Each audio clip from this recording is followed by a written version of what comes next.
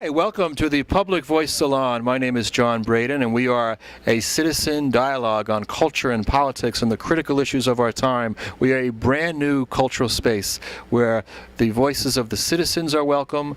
Artists and writers and activists, we come together, we have a spontaneous dialogue, and we learn something new to take home with us to build a democratic country as we move forward, because we see most of the media now has left the citizen voice out, so we are opening a space of democracy, and we are here in Hoboken, New Jersey at Symposia Bookstore with a group of citizens, and we'd like to hear what you have to say tonight. Thank you, John, for having me here. My name is Matthias Resch. I'm with a nonprofit organization called CDI, for Community Development International.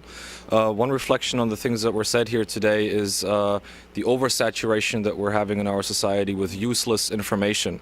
And one way that I try to keep my feet on the ground and try to keep my own personal balance is by giving back, and by giving back to the most remotest and most disadvantaged communities, one of which is a town in Haiti called Séguin, which is where we will be traveling on a humanitarian mission at the end of next week. And I would like to invite you all to support this by attending a benefit concert we are having to fund this mission. 3 Haitian bands performing for us.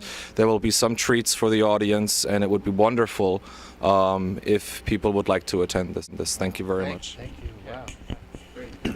Wow. My name is Maurice Murdock, and I'm an artist, painter, illustrator. You can see my work on mauricemurdock.com. One thing that I just want to say from the discussion that we had tonight, it makes me really just think a lot about the fact that how more and more our society is becoming apathetic, unless something directly affects American society, like 9/11 or Katrina or something like that.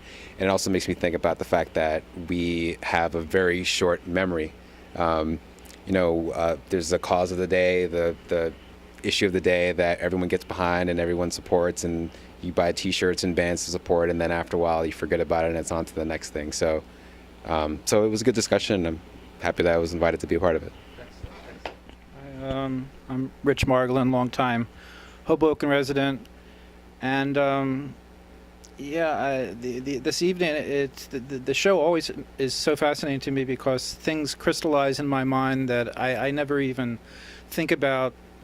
I think about them unrelatedly during the day, and for some reason, whenever I come on this show, they start crystallizing, and I actually start making quasi-sense. Tonight's show is really going to make me think about the overall trajectory of society, technology, politics, how they're interacting, and how we're becoming this new form of life on the planet, really, and we're going to have to figure out a way how to humanize technology, how to humanize the need, our collective need for survival in a way that we haven't done before.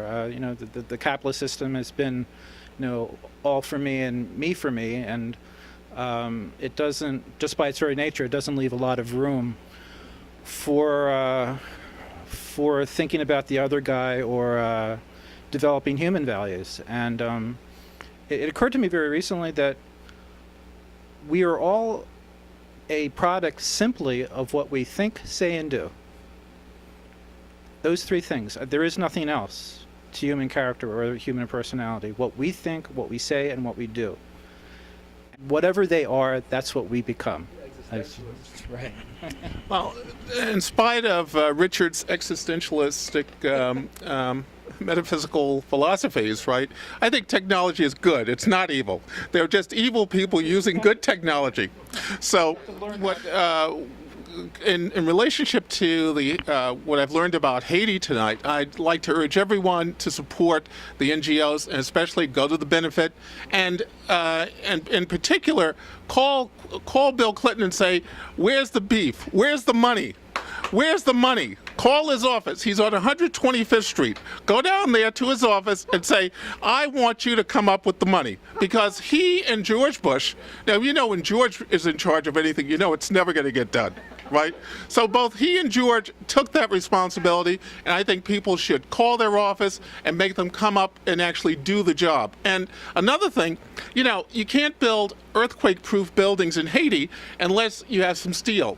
The steel industry is in a slump because nobody's buying anything. People aren't building as many cars. They could easily, every European country and every even Asian country has the capability of exporting steel to Haiti, and they could easily build houses and fabricate them.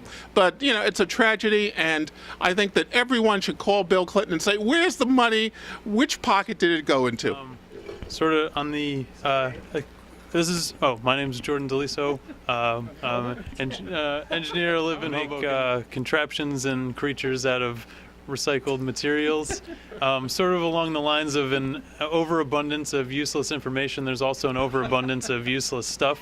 So this is one of the things I'm trying to do with some of the stuff is to make art that makes people think and contributes. This is Charles, tribute to my grandparents and also Ray Charles. Also a commentary on the structures in Haiti. Bamboo has also been proven to be a very earthquake resilient material and is highly sustainable. So I just wanted to throw that out there. My name is Jodel Priore, and I did some calculations the other day, and I realized that over 80% of my life is over. Most men live to be 75 and most women live to be 80. And my question is, when did that happen? How did that happen? I'm beginning to feel like one of the useless stuff that Jordan just mentioned. I saw my doctor today, and the thing is, I didn't see my doctor. I saw my doctor's son, who I remember as a little boy. He's now a doctor. And I had trouble calling him doctor. He's Andrew. When did this happen? How did this happen? Thank you, John, for inviting me. I love this kind of shows because they're very spontaneous, they're very open, they let you show and say what you really think. And I'm very happy to be here. Thank you. So happy that you're here and that everybody has joined us tonight. John Bredin, you have been watching the Public Voice Salon, a citizen dialogue on culture and politics and the critical issues of our time.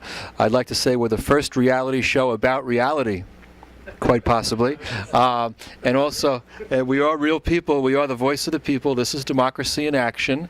In deference to Jerry Seinfeld, who I love, we are a show about something.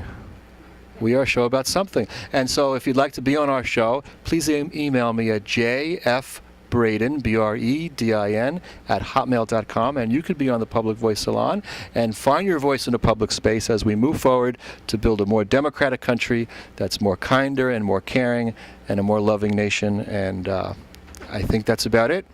So God bless and good night.